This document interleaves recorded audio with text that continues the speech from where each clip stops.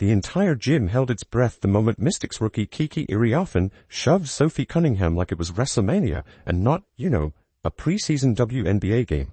A hush fell over the crowd, but only for a second, because Sophie Cunningham isn't one to take disrespect lying down. She shot up like a firework, stormed over to Kiki, and let loose a line so heated the broadcast team probably scrambled to hit the censor button. And just as the temperature spiked, Duana Bonner and Lexi Hall charged in, ready to back their girl. But as spicy as the court got, it was what happened later that sent the basketball world into a frenzy. Sophie came out with a clapback so clever, it felt like a mic drop from orbit. But let's rewind for a second and look at how the whole thing popped off. And I know it wasn't announced that Diva 5 wouldn't play until right before, but this is a pre-season game where Clark is had available. And yet, you heard that right. A rookie actually body-slammed a veteran to the hardwood like she was auditioning for a football team instead of playing in a basketball game. And not just any vet, Sophie freaking Cunningham, a seasoned baller with a black belt in Don't Play With Me. Kiki Iriafen, the Mystics' fresh out of college rookie, apparently figured a preseason game was the right time to make her WWE debut. The slam was blatant, unnecessary, and just flat out disrespectful. It wasn't defense. It wasn't a hard screen. It wasn't even a foul with strategic intent. It was a statement, one that said, I want attention, and Sophie answered it with, be careful what you wish for. Are you ready to hear how Sophie broke her silence?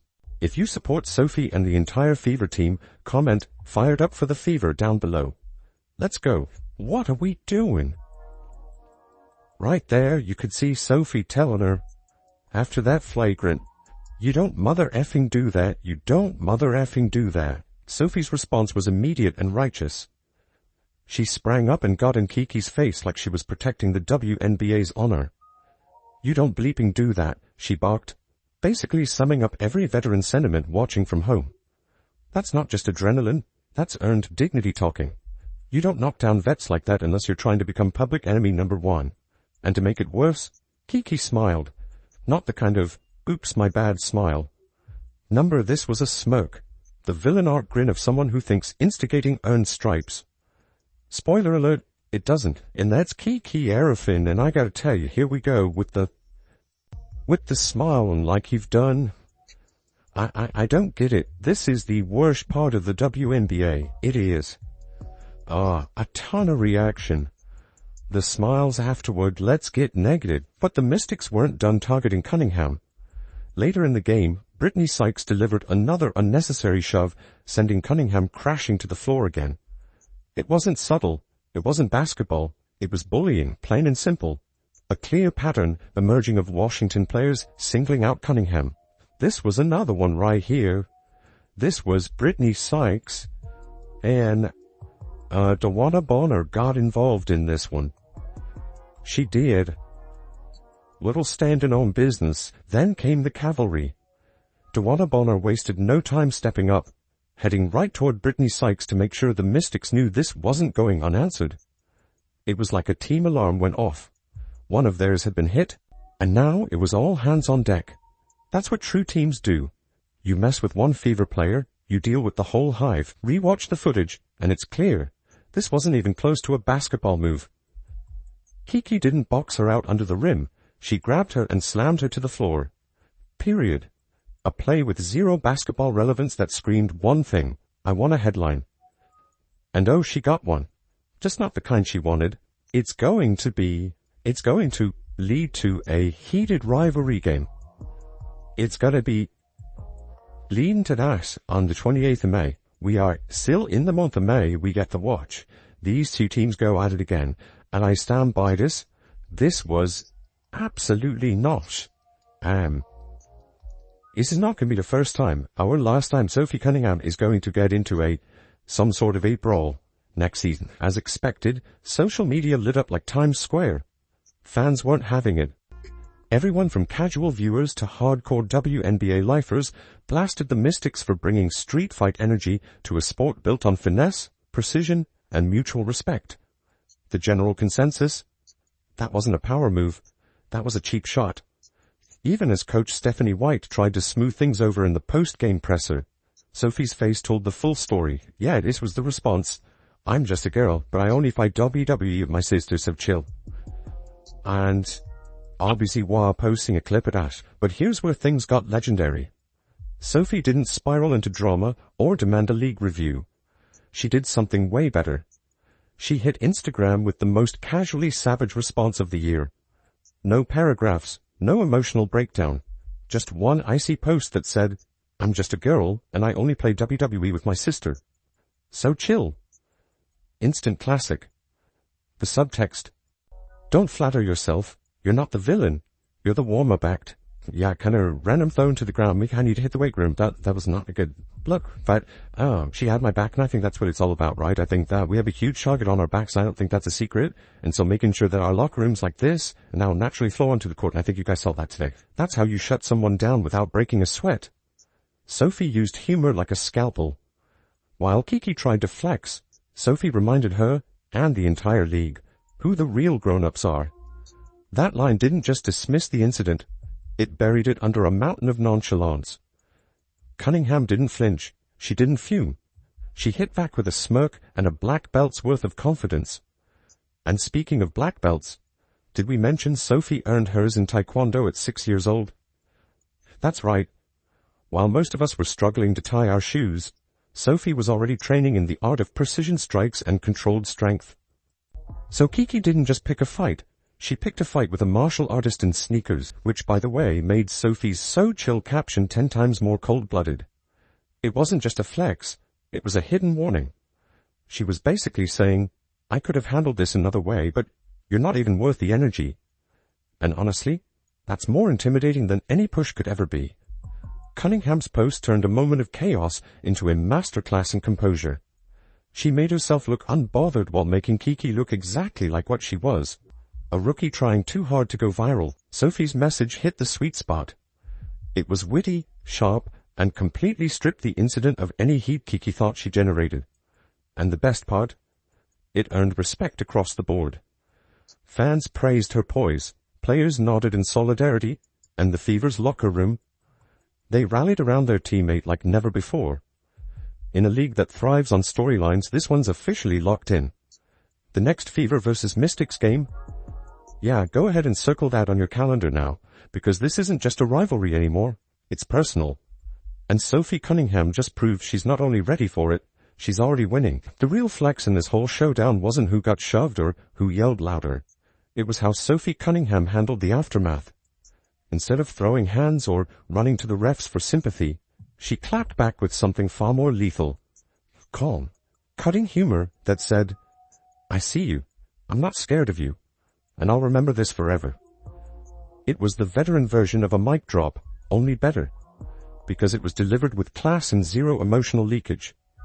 Translation, message received Kiki, this whole situation instantly cranked up the heat on a game that should have been just another preseason box score. Instead, now it's circled in red ink on every fan's calendar. The next time the Fever and Mystics square off, it's no longer about preseason reps. It's about pride, revenge, and unfinished business. This is the kind of drama that fuels the WNBA's rise in popularity. Players who don't just play the game, but bring a whole Netflix-worthy plotline with them. The more people are trying to fight Sophie Cunningham, the better Sophie Cunningham is going to play. And you can tell with everything on social media, like, people are saying almost she was more Rodman, like instigator, and she is like enforcer. That's fine. That's absolutely fine. Sophie, being the ultimate winner, let her game do the rest of the talking. After the shove, she casually torched the Mystics for 21 points, nailed 6 of 11 shots, pulled down 8 boards, and even tossed in 2 assists for good measure. It wasn't just a performance. It was a calculated beatdown. While the internet was busy debating who started the fire, Sophie was busy putting up numbers. It was clear this was more than basketball. It was chess. And her move? Take the heat off Caitlin Clark and let the Mystics waste their energy on her instead. Don't watch the rookie, watch me, and let's be real, the Mystics have a bit of a habit at this point. Last season they made it their personal mission to play bumper cars with Caitlin Clark. Subtle elbows, suspicious shoves, you name it. They've been circling the Fever like vultures. But now, with Sophie stepping in like a one-woman SWAT team, it's a whole different vibe. She's telling them loud and clear, You want to play dirty? Try it on me, not our rookie. That's what vets do. They protect the next generation from getting eaten alive. Sophie isn't just a scorer. She's the Fever's bodyguard, therapist, and hype woman rolled into one. She's seen every trick in the book and knows exactly how to defuse the intimidation tactics opponents love to throw at breakout stars like Caitlin. It's why Coach Stephanie White couldn't stop singing her praises post-game, not just for the box score but for the poise and leadership she brought when the game could have spiraled. Sophie's the example of how to rise above the mess without losing your fire. Oh my God, Sophie's a dog. She just is, she's a competitor. She's versatile, so she allows us to do different things, like she plays with such a toughness. She's huge, and she's going to be for us all season long. But what she brings from an energy standpoint, she raises the level of play of everybody around her as soon as she steps foot on the floor. Hell, even on the sideline. I mean, her communication, everything, she's definitely an X factor. Remember how shaky that first quarter looked? Fever were down 24-13, and it was looking like one of those nights where nothing clicks. The defense looked tired, the offense was flat, and with Caitlin out nursing a minor injury, Indiana needed someone, anyone, to step up. Cue Sophie Cunningham. She came in, flipped the switch, and suddenly the Fever looked like they had a pulse. She barked out plays, lit up defenders, and refused to get pushed around. It wasn't flashy, it was fundamental. And it worked. Even from the bench, Caitlin Clark was still orchestrating with her voice, cheering, encouraging, staying in it like the captain she is. But it was Sophie who carried the torch on the court. She didn't just fill the gap. She reshaped the whole energy in the building. Her physical presence and attitude created space for everyone else to breathe, play, and believe. What makes Sophie even more essential is the way she becomes a buffer between chaos and calm. Teams with a phenom like Caitlin Clark need someone who can absorb the noise, fight the battles, and lead by example. With the next Fever versus Mystics game looming, the pressure's on. But Sophie's made it clear she's not just ready for it, she's expecting it. She's drawn a big glowing target on her back to keep the lasers off her teammates, and that's what leaders do. When the final buzzer sounded at Gainbridge Fieldhouse, something much bigger than a preseason win had just happened. We witnessed the birth of a completely different Indiana Fever team. Last season, this was a squad that opponents could push around. Teams would get physical, and the Fever would often back down. Not anymore. Well, first and foremost, they play so hard. They play with multiple levels of effort. They're both just tough as nails. They have length. They use their length really well, their activity level on the defensive end. Then offensively, they're like mirror images of one another. The way that they can cut, the way that they can spread the floor, and what they bring on the defensive end of the floor. The most telling moment came after the game. Washington Mystics players, the same ones who delivered body slams and shoves throughout the night, refused to shake hands. They walked straight to the locker room. Why? Because they had just watched their own tactics get turned against them by a team they thought they could bully. Over 12,000 fans packed the arena and created an electric atmosphere. The crowd erupted with every defensive stop, every made basket, and especially when Fever players stood up for each other after those cheap shots. Sophie Cunningham noticed, calling the fans the sixth man, and crediting their energy for fueling the comeback. This was a total team transformation. Lexi Hull snatched 4 steals, diving for loose balls and disrupting passing lanes. Her defensive intensity perfectly complemented Cunningham's offensive explosion. Mitchell, Boston, Hull, and Cunningham, they all showed the new identity taking shape right before our eyes. The veteran additions have completely changed the team's DNA. Cunningham and Dewana Bonner aren't just bringing scoring and rebounding. They're bringing an attitude, a toughness that's spreading through the entire roster. The Indiana Fever aren't the same team that opponents pushed around last season. They're tougher, more resilient, and they've got each other's backs when things get rough. And we put Sophie in position where she was running the point guard, right? We put Lexi in position at the end of the game where she was running the point guard. And so I'm thankful to have players like that who are comfortable being uncomfortable and doing what's necessary for our team to find success. That's part of, one of our core values is be selfless, and sometimes that means playing out of position. And I thought they both did a great job of that, but really like their energy and competitive spirit. The Mystics tried to use physical intimidation as a strategy, and it completely backfired. Instead of breaking the Fever's spirit, They unified them. Instead of establishing dominance, they awakened a sleeping giant. That's why they couldn't face the fever in the handshake line. They had just witnessed the birth of a team that won't be bullied anymore, a team that turned their own physical tactics against them. Sophie Cunningham just transformed a dirty preseason push into a season-defining storyline. She turned drama into a rallying cry, ignited a fierce rivalry, and dropped a performance that made everyone sit up and take notes. Her 21-point statement wasn't just payback. It was a preview of what's coming. May 28th isn't just a rematch. It's an inevitable war. And you better believe Sophie's suiting up like it's Game 7 of the finals.